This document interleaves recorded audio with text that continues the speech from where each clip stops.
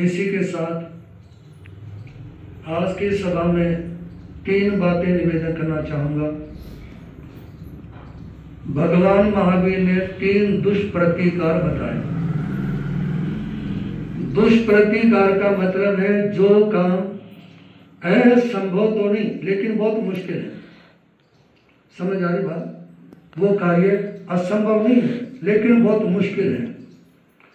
वो 3 कार्य हैं जिनमें से पहला अपने माता पिता का ऋण चुकाना मुश्किल, दूसरा जिसने आपको रोजी रोटी का धंधा सिखाया, काम सिखाया,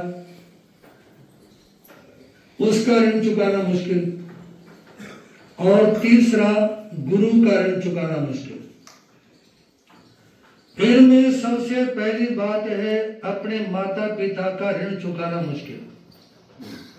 यदि कोई व्यक्ति सहस्र पाक तेल जिसको 1000 बार पका करके सुगंधित किया गया, उस तेल से भी अपने माता पिता की मालिश करता रहे तो भी वो अपने माँ बाप के ऋण को नहीं चुका सकता।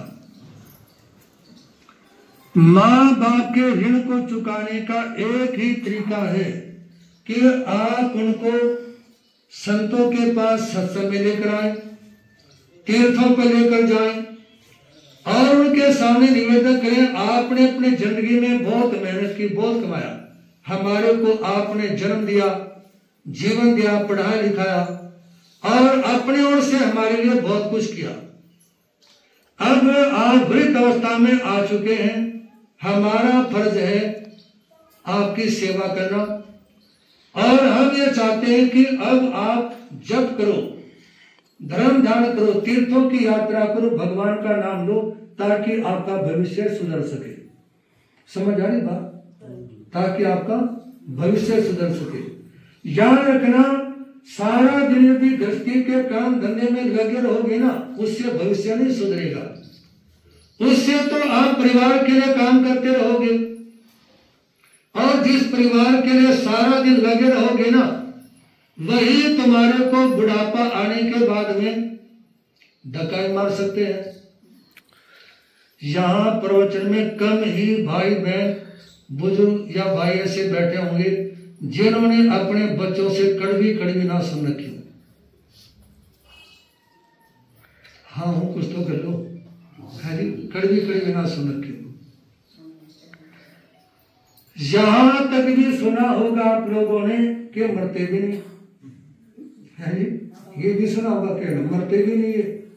तो इसलिए इस परिवार के लिए चाहे जितना कुछ करते रहो, अपनी सारी जिंदगी दांव पर लगा दोगे ना, शरीर की ताकत भी, और जो आपने पैसा जोड़ा वो भी उनको दे दिया, जो प्रॉपर्टी कमाई वो भी उनको दे दिया, जैसा भी आपने कमाया वो सारा देने के बाद भी आपको बुराई ही मिलेगी। हो सकता है एक आधा निकटू ये भी कह दे कि जब आपने पैदा किया था तो आपको करना तो पड़ेगा ही हमारा, है जी। ऐसे ऐसे हैं जो 50, 55, 60 साल के हो गए और फिर भी माता पिता के भरोसे ही हैं, और माता पिता यदि कहना कि कुछ क्या करो, वो कहते कि आपका काम है करना, आपने जन्म क्यों दिया था, है जी, आपने करना है काम तो जन्म क्यों दिया था आपने। ये मन में नहीं है कि इतने साल तक तेरा पालन पोषण सब कुछ किया, अब तुम्हारा भी कुछ कर्तव्य है, फर्ज तुम्हारा भी है। लेकिन सज्जनों, निवेदन है, माता पिता का ऋण चुकाना मुश्किल, और इसके लिए आप लोगों ने कई बार श्रवण कुमार के बारे में सुना होगा। वो अपने कंधों पर डोली उठा करके माता पिता को तीर्थों की यात्रा, है जी, तीर्थों की यात्रा करवा रहे थे। और इसीलिए सेवा के क्षेत्र में आज श्रवण कुमार को याद किया जाता है कि ऐसा माता पिता का भक्त मिला मुश्किल, और लोग ऐसे ऐसे मिलेंगे वो तो कंधों पर उठाकर तीर्थों पर यात्रा करवा रहे थे। लेकिन आज बहुत सारे ऐसे हैं जो अपने माता पिता का हाथ पकड़ चौपाट तक भी नहीं ला सकते, है जी। वो तीर्थों पर ले जा रहे थे और आज चौपाट तक भी लाना बोलते नहीं, मुश्किल है, दुखते नस्पा हस्तों ने रखा गया। चौपाड़ तक लाना भी मुश्किल है, तीर्थों पर को लेकर के जाएगा। तो इसलिए निवेदन है, पहली बात अपने माता पिता का ऋण चुकाना मुश्किल, और ऋण केवल तभी चुका सकते हो जब आप उनको सत्संग में लेकर आओ, तीर्थों पर लेकर जाओ, और उनको ये कहें कि आप जाप करो, आप धार्मिक किताबें पढ़ो, ताकि आपका भविष्य सुधर जाए।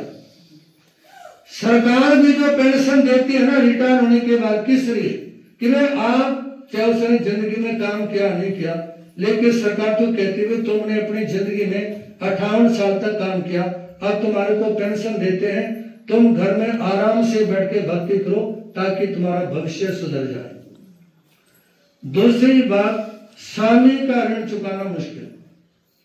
मान लो आप किसी दुकान पे काम करते थे, समझ आ रही बात, और वो जो मालिक था ना जिसकी दुकान पे आपने काम किया, कुछ किस्मत ने ऐसा पलटा खाया, समय कुछ ऐसा बदला कि जो मालिक था ना वो कंगाल हो गया, और जो मुनीम था वो मालूमाल हो गया।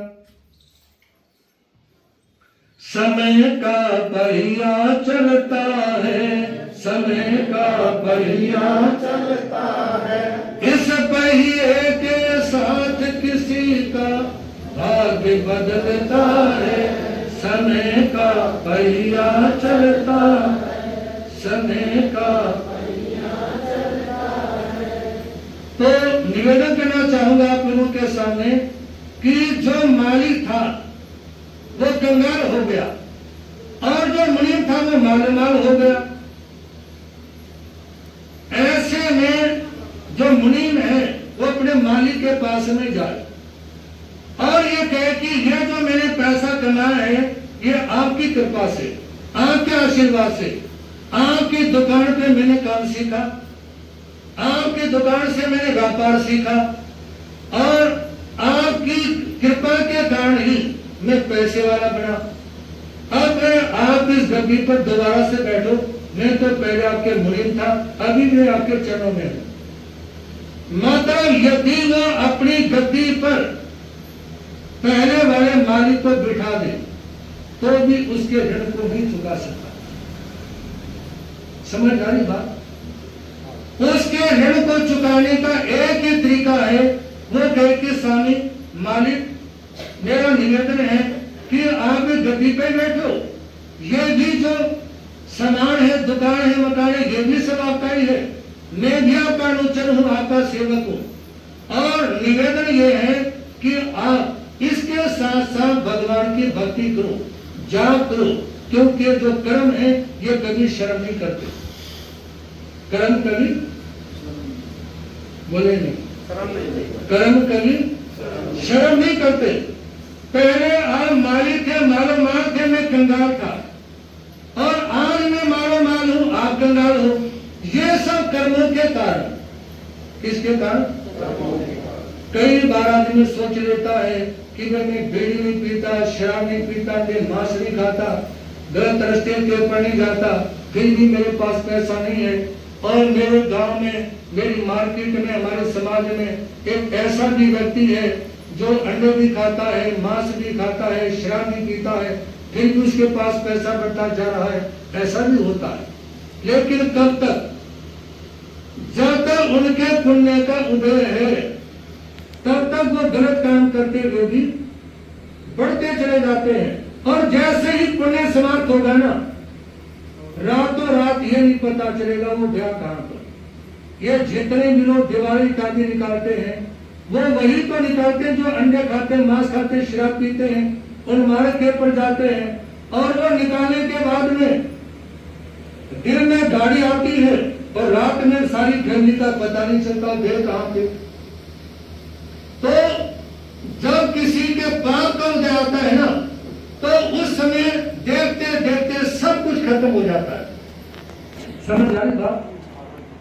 जब पाप कर्म का उदय आता है तो देखते देखते सब खत्म हो जाता है। जैन धर्म में लिखा होता है, दाझे मन की लाकड़ी जलतु तापोआ, यानी हरे भरे जंगल में भी आग लग जाती है, हरे भरे जंगल में भी आग लग जाती है। इसी तरह से जो कंपनी हरी भरी जो आनंद मंगल है, सब कुछ ठाट बाट है, तो वो भी एकदम खत्म हो जाते हैं। और जिसके पास में टूटी साइकिल नहीं थी ना, वो भी गाड़ियों में दौड़ने शुरू हो जाते हैं। ये सब समय की बात होती है। किसकी? जब पुण्य का उदय होता है तो पैसा बरसना शुरू हो जाता है, और जब पाप का उदय होता है तो सारा पैसा, सारी सुविधाएं, सारी व्यवस्थाएं खत्म हो जाती है। इसलिए निवेदन करना चाहूंगा, अच्छा तो यह है आप अपने कर्मों को काटने का प्रयास करें, जिसको जैन धर्म में कहते हैं कर्मों की निर्जरा करना। कर्मों को काटने का प्रयास करें, अन्यथा अपने पुण्य को बढ़ाने का प्रयास करें। जो सारी सुविधाएं, पैसा, संपत्ति, अनुकूलता जो मिलता है ना, ये पुण्य से मिलता है। किससे? पुण्य से मिलता है। और यह लोगों की सोच से मिलता है। किससे? लोगों की सोच। अब मान लो आपके गांव का कोई भी लालाजी था, ठीक है ना, वो गांव में रहते ही उसके पास पैसा कम था, ज्यादा था, लेकिन वो यदि आपके गांव में आ जाए तो आप ये बोलोगे हमारा सेठ आएगा। क्या बोलते हो? तुम ये बोलते हो हमारा सेठ है, इसलिए वो सेठ है। यदि तुम ये बोलना शुरू कर दोगे ना सेठ ही नहीं है, हम सेठ है, तो उनका घट जाएगा, तुम्हारा बढ़ जाएगा। लेकिन सोच ये रखो कि और भी बढ़े और आप भी बढ़ो, आप भी तरक्की करो और भी तरक्की। नरेंद्र मोदी प्रधानमंत्री क्यों बना?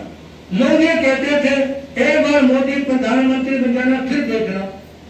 ये मेरे दिल्ली, हरियाणा, यूपी, पंजाब, राजस्थान, मध्य प्रदेश कई प्रांतों में इस बात को सुना है, एक बार वो बन जाए फिर देखना। करोड़ों लोगों के मन में बात आई तो क्या बन गया? आपके घर में कोई नटखट बालक है तो किताब नहीं उठाता, शरारती है, जो बिल्कुल किसी काम का नहीं, आप उसके बारे में अच्छा अच्छा बोलना शुरू कर दो। पढ़ता बहुत है, सवेरे उठेगा, पैर छुएगा, इसके पापा दादू दुकान से आएंगे तो ये पानी लेकर आएगा, पैर दबाएगा, उसके बारे में अच्छी अच्छी बातें बोलो। एक सप्ताह में उसमें सुधार ना आ जाए तो फिर मेरे को बुला दो। लेकिन लोग बोलते उल्टा है। 100 के 100% लोग एक गलती करते हैं। कौन सी?